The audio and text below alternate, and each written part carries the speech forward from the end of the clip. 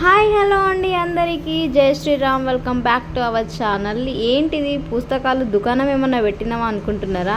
ఆ book stall పెట్టే అంత బడ్జెట్ అయితే మన దగ్గర లేదు, కానీ బుక్ స్టాల్ నుంచే కొనుక్కొచ్చిన. మరి ఇన్ని బుక్కులు ఎందుకని అడుగుతారా? మా ఇద్దరు పిల్లల కోసం అయితే ఇన్ని బుక్కులు వచ్చేసినాయి. మా చిన్న పాపకే 9 టెక్స్ట్ బుక్స్ ఉన్నాయన్నమాట. ఇంకా 9 ఏబిసిడీలు కూడా తనకు రాలేదు. 9 టెక్స్ట్ బుక్స్ అయితే తీసుకున్నాం. అట్లా ఉంటుంది మరి. మనం చదువుకున్న టైంలో మనకు 10th ఇంటర్లో కూడా ఇన్ని బుక్స్ ఉండేవి కాదు అసలు. వీళ్ళకి చూడండి, చిన్న పాప అయితే ఇప్పుడే ఎల్కేజీ. తన బుక్స్ అయితే ఇవి. లోపలైతే ఒక చిన్న బాక్స్ ఇచ్చారు. ఆ బాక్స్లో ఏంటి అంటే కార్డ్స్ లాగా ఇచ్చారన్నమాట.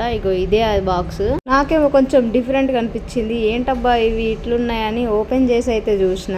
ఓపెన్ చేసేసరికి అందులో ఆల్ఫాబెట్స్ A to Z వరకు అయితే వర్డ్స్, షేప్స్ ఇలా ఉన్నాయన్నమాట.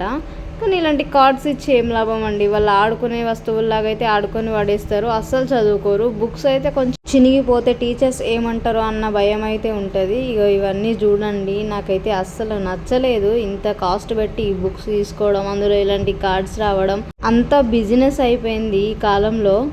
ఆ కాలంలో మన అమ్మ వాళ్ళు మనకి ఇన్ని ఫీజులు కట్టి ఇలాంటి బుక్స్ కొనిచ్చి చదివించడం అంటే సాధ్యమయ్యేదా చెప్పండి?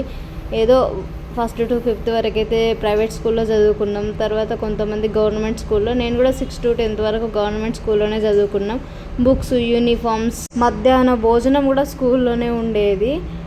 అలాంటి సిచ్యువేషన్ నుండి అయితే ఇప్పుడు పిల్లలకు ఇన్ని వేలు పెట్టి బుక్స్ కొనాలంటే నాకైతే కళ్ళల్లో నీళ్లు తిరిగినాయి. ఆ బుక్ స్టాల్ అన్న ఒక 100 రూపీస్ డిస్కౌంట్ అంటే ₹1 కూడా ఇవ్వనని చేతిలో నుండి బుక్స్ అయితే తీసేసుకున్నాడు. అసలు టూ మచ్గా అనిపించింది. ఏంటి ప్రపంచంలో నువ్వు ఒక్కదానివే బుక్స్ కొన్నట్టు ఫీల్ అవుతున్నావు, మేము ఎవరైనా తీసుకోలేదా, ఇంకెవరు తీసుకోలేదా అనుకుని మీరు అనుకోవచ్చు.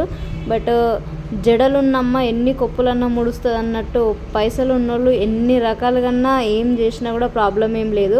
కానీ మనలాంటి మిడిల్ క్లాస్ వాళ్ళు ఎంత కష్టపడితే వస్తాయి చెప్పండి? ఇంతకీ బుక్లకి ఎంత కష్టపడిందో ఇంత బాధపడుతున్నా అని అనుకుంటున్నారా?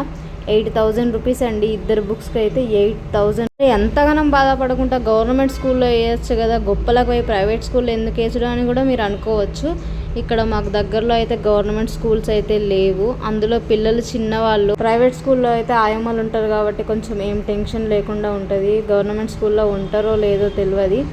అయినా పోనీలండి, ఎంత చేసినా వాళ్ళ కోసమే కదా, పిల్లల కోసమే కదా. వాళ్ళు బాగుంటేనే కదా మరి మనం బాగుండేది. డబ్బులేంటి ఇవాళ వస్తాయి రేపు పోతాయి. వీడియో నచ్చితే లైక్ చేసి మీ ఫ్యామిలీ ఫ్రెండ్స్ అందరికి అయితే షేర్ చేయండి. ఫస్ట్ టైం మన ఛానల్ని చూస్తున్న వారైతే సబ్స్క్రైబ్ చేసుకోండి అబ్బా. మీరు సబ్స్క్రైబ్ చేసుకోవడం వల్ల మమ్మల్ని సపోర్ట్ చేసిన వాళ్ళు అవుతారు. మీరు ఇచ్చే ఒక చిన్న లైక్ ఈ వీడియోని ఎంతోమందికి రీచ్ అయ్యేలా చేస్తుంది. So please like, share, subscribe. ఇంతకీ మరి మీ పిల్లలకు బుక్స్ తీసుకున్నారా లేదా, కాస్ట్ ఎంత పడ్డదో కామెంట్ చేసేయండి. మరి మరొక వీడియోతో మీ ముందుకు వస్తాను. బాయ్.